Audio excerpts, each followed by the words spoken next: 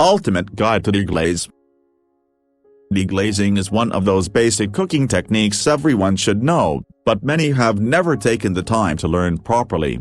To deglaze is simply to pour cold liquid into a hot pan with the purpose of moving all the brown bits stuck on the pan from a previous cooking step. It's a common technique for making sauces and gravies, imparting a much richer flavor to them than they'd otherwise have. And, perhaps best of all, deglazing is easy, once you know how. How to deglaze. Before deglazing there must be brown bits of whatever you've just cooked, usually some sort of poultry or meat, still in the pan. The French call this fond, and that fond offers lots of flavor. However, you don't want any burned bits in the pan. Begin by pouring off most of the fat left in the pan.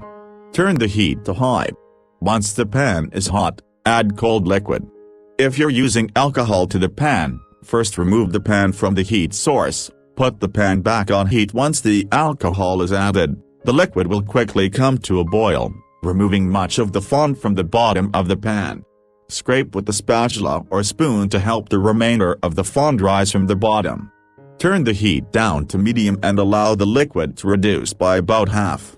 If you like, strain the liquid through a sieve to remove any solids. Now you have the basis for an excellent sauce. For ideas on how to proceed, check out our dear sauce recipes. Which liquid? You can deglaze with nearly any type of liquid except dairy products.